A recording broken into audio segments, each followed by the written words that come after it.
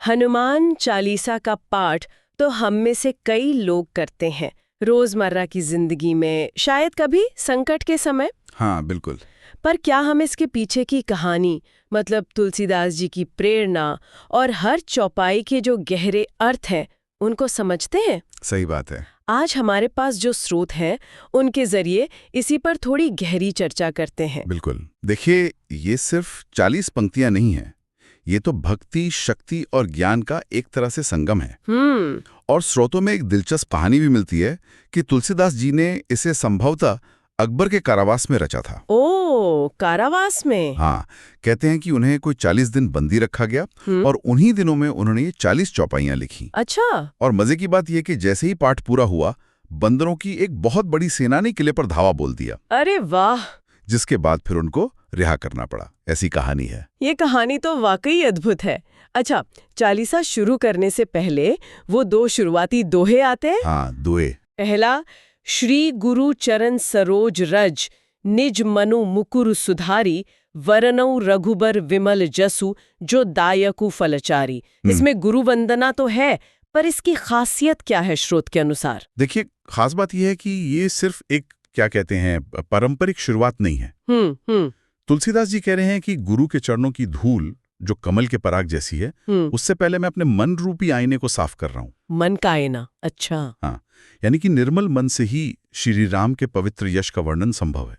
और ये वर्णन ऐसा है जो जीवन के चारों पुरुषार्थ, धर्म, अर्थ, काम और मोक्ष देने वाला है। ओ, चारों फल। जी, ये भक्ति मार्ग की पहली सीढ़ी है, एक तरह से मन की शुद्धि। और दूसरा दोहा, बुद्धिहीन तनु जानिके, सुमिरऊं पवन कुमार, बल बुद्धि विद्या देहु मोहि, हरहु कलेश विकार। यहाँ तुलसीदास जी खुद को बुद्धिहीन कह रहे हैं। वो तो इतने बड़े ज्ञानी थे, ये विनम्रता क्यों? ये बहुत महत्वपूर्ण बिंदु है, और ये कोई झूठी विनम्रता नहीं है। अच्छा। ये ईश्वर के सामने भक्त का सहज समर्पण भाव है। मतलब अपार ज्ञान होते हुए भी परमात्मा या अपने इष्ट देव के सामने खुद को तुच्छ समझना, अहंकार को मिटाना, यही सच्ची भक्ति की पहचान है। सही बात है। वो स्वीकार करते हैं कि सारी शक्ति, बुद्धि और विद्या का स्रोत तो असल में हनुमान जी हैं, और उनसे प्रार्थना करते हैं कि मेरे सारे दुखों यानी कलेश और मानसिक कमियों, विकारों को दूर करें। तो ये दोहे भक्त को उस मानसिक स्थिति में लाते हैं जहां वो चालीसा के असल तत्व को, उसके सार को ग्रहण कर सके। समझ गई। इन दोहों के बाद फिर चालीसा का मुख्य पाठ शुरू होता है।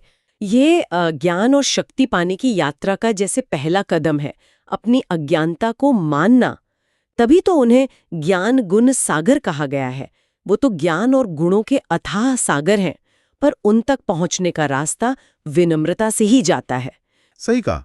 रामदूत, अतुलित बदधामा, अंजनी पुत्र, पवन सुत नामा, ये तो खैर मुख्य नाम है। हाँ, और उनके दूसरे गुण भी तो हैं, महावीर, पराक्रमी, वज्र जैसे अंग वाले महावीर विक्रम बजरंगी। और ये भी कि वो कुमति निवार, सुमति के संगी हैं। मतलब सिर्फ ताकतवर नहीं, विवेक वाले भी, अच्छी बुद्धि देने वाले। हाँ, ये महत्वपूर्ण है। फिर उनके स्वरूप का भी बड़ा सुंदर वर्णन है। सोने जैसा रंग, है ना, कंचन बरन बिराज सुबैसा जी, कानों में कुंडल, घुंघराले बाल, एक हाथ में वज्र, दूसरे में ध्वजा, कंधे पर मूंज का जनेऊ, एक तेजस्वी चित्र उभरता एकदम। बिल्कुल। और वो शिव के अंश भी हैं, शंकर सुवन केसरी नंदन। तो ये सिर्फ बाहरी रूप नहीं है, श्रोत बताता है कि वे विद्यावान, गुणी, अति चातुर हैं। चतुर भी हैं। हाँ, गुणी भी, विद्यावान भी, और सबसे अहम बात, राम काज करीबे को आतुर, हमेशा तैयार। जी, हमेशा। उनकी सारी शक्ति, सारी चतुराई, सब कुछ श्री राम के काम के लिए ही। सही। श्रोत में उनके कई सारे कामों का जिक्र है, जैसे वो सीता जी को सूक्ष्म रूप में दिखे। हाँ। फिर विकराल रूप धरकर लंका जला दी, भीम रूप धरकर असुरों को मारा। मतलब श्री राम के सारे काम संवारे। और वो घटना तो शायद सबसे अहम है, संजीवनी बूटी लाकर लक्ष्मण जी के प्राण बचाना। हाँ, वो तो है ही। वो तो भक्ति और सेवा की मतलब पराकाष्ठा है। स्रोत में लिखा है कि राम जी इतने खुश हुए कि उन्हें गले से लगा लिया। हाँ। और कहा, तुम मम प्रिय भरत ही सम भाई, भरत जैसे प्यारे हो। वाह। ये दिखाता है कि सेवा और भक्ति से क्या मुकाम, क्या दर्जा मिल सकता है। राम जी ने तो यहाँ तक कहा कि 1000 मुख वाले शेषनाग भी तुम्हारा यश गाएं, सहस्र बदन तुमरो जस गामे। क्या बात है। उनकी महानता ऐसी कि बड़े बड़े ऋषि मुनि, ब्रह्मा जी, देवता, नारद, सरस्वती, यमराज, कुबेर, कोई भी उनका पूरा वर्णन कर ही नहीं सकता। सही। स्रोत ये भी बताता है कि उन्होंने सुग्रीव का कैसे उपकार किया, राम से मिलाया, राज दिलाया। हाँ, राम मिलाए राजपद दीना। और विभीषण ने भी तो उनका ही मंत्र माना था, तभी तो लंकेश्वर बने, ये तो जग जाहिर है।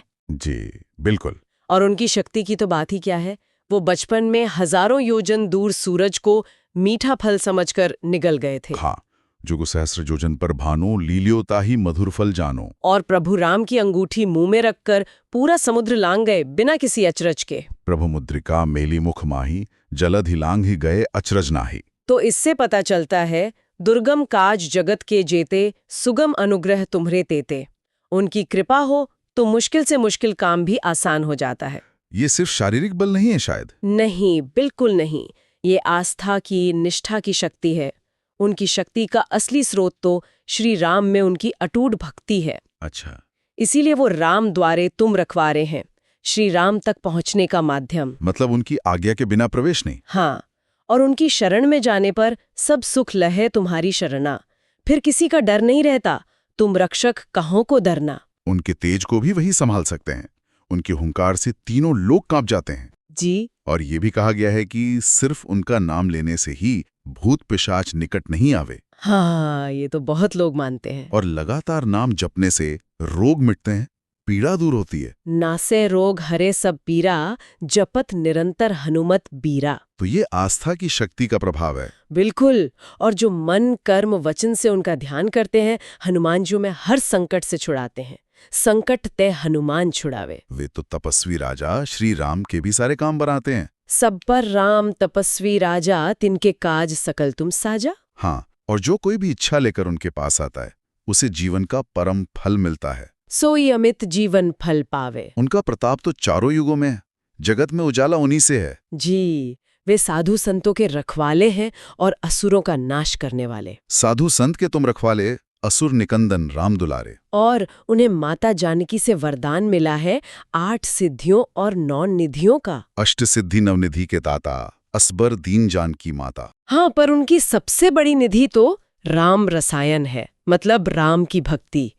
वो हमेशा सदा रहो रघुबर के दासा बनकर ही सब कुछ पाते हैं और देते भी हैं। श्रोत कहता है कि उनके भजन से श्री राम मिलते हैं और जन्म जन्म के दुख मिट जाते हैं। तुम्हारे भजन राम को पावे, जन्म जन्म के दुख बिसरावे। और अंत समय में भक्त रघुवर के धाम जाता है और जहां भी जन्म लेता है हरि भक्त कहलाता है। बिल्कुल।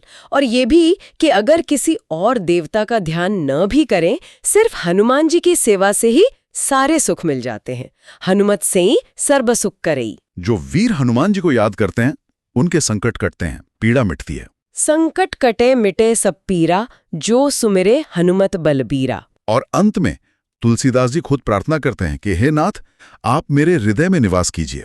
तुलसीदास सदा हरि चेरा, कीजय नाथ हृदय माह डेरा। चालीसा का पाठ करने का फल भी बताया है। 100 बार पाठ करने वाला बंधन से मुक्त होकर महासुख पाता है। हाँ, जो 7 बार पाठ कर कूरी, छूटे ही बंदी महासुख हुई।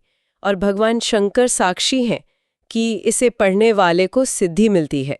होए सिद्धि साखी गौरी सा। तो इस स्रोत से हमने ये समझा कि हनुमान चालीसा सिर्फ एक पाठ नहीं है, ये तो शक्ति, भक्ति, विनम्रता, सेवा, इन सब का एक पूरा दर्शन है।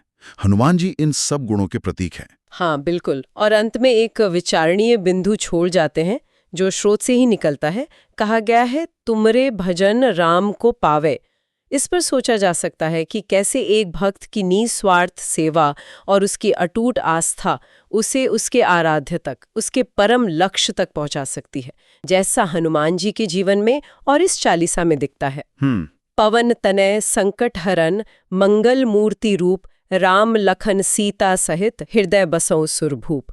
यही अंतिम प्रार्थना है। कुछ चौपाइयों के विशेष अर्थों पर भी जोर दिया गया है, जैसे वो पंक्ति है, जुग सहस्र जोजन पर भानु। हाँ, ये तो बहुत चर्चित है। इसे अक्सर सूर्य की दूरी के वैज्ञानिक संकेत से जोड़ा जाता है। क्या स्रोत इस पर कुछ रोशनी डालते हैं? हाँ, डालते हैं। ये पंक्ति काफी चर्चित है, जैसा आपने कहा।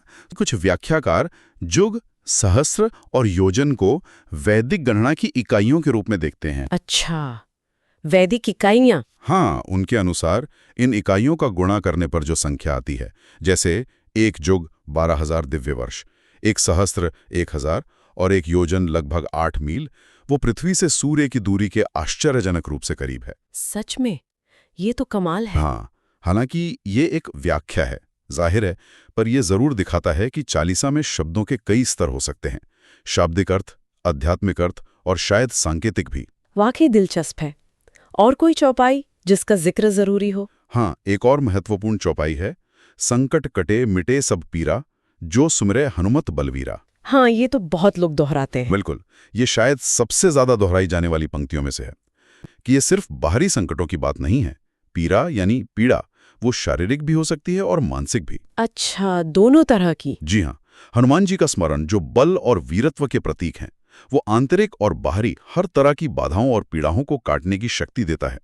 ये भक्त को एक तरह से आत्मबल प्रदान करता है। तो ये चालीसा सिर्फ मुश्किलों से बचाने का उपाय नहीं है, बल्कि ये चरित्र निर्माण और आत्मविकास का भी मार्गदर्शन करती है। निश्चित रूप से, बिल्कुल। ये सिखाती है कि भक्ति सिर्फ मांगना नहीं है, बल्कि समर्पण भी है। समर्पण। जैसा तुलसीदास जी अंत में कहते हैं, तुलसीदास सदा हरि चेरा, कीजय नाथ हृदय मह डेरा। ये कोई साधारण याचना नहीं है, एक भक्त का अधिकार भाव वाला प्रेम है कि मैं तो सदा आपका दास हूं, हे नाथ, अब आप मेरे हृदय में निवास कीजिए। कितना सुंदर भाव है। हाँ, ये भक्त और भगवान के बीच एक गहरे निजी संबंध को दिखाता है। और फिर वो समापन दोहाता है, पवन तने संकट हरण मंगल मूर्ति रूप, राम लखन सीता सहित हृदय वसौ सुरभूप। ये उस भक्ति यात्रा का शिखर लगता है ना? एकदम, बिल्कुल। यहाँ हनुमान जी को संकट हरने वाले और मंगल करने वाले स्वरूप में नमन करते हुए भक्त प्रार्थना करता है कि आप अकेले नहीं। हाँ, अकेले नहीं, बल्कि अपने प्रभु श्री राम, लक्ष्मण जी और माता सीता के साथ मेरे हृदय में निवास करें, सुरभूप यानी देवताओं के राजा के रूप में। ओह! तो ये दिखाता है कि हनुमान जी की भक्ति अंततः राम भक्ति तक ही ले जाती है। ये पूर्णता का भाव है। तो कुल मिलाकर हनुमान चालीसा एक छोटा सा पाठ लग सकता है, पर इसमें भक्ति, ज्ञान, विनम्रता, वीरता और यहाँ तक कि गहरे सांकेतिक अर्थ भी छिपे हैं। सही कहा। एक सोचने वाली बात ये रह जाती है, आखिर में हनुमान जी को तो चिरंजीवी माना जाता है। हाँ, सप्त चिरंजीवी में से एक। तो क्या उनका चरित्र, उनकी निष्ठा और सेवा भाव आज के इस जटिल युग में भी हमें व्यक्तिगत और सामाजिक स्तर पर सही राह दिखा सकते हैं, वैसे ही जैसे उन्होंने त्रेता युग में दिखाई थी? ये विचार करने योग्य प्रश्न है।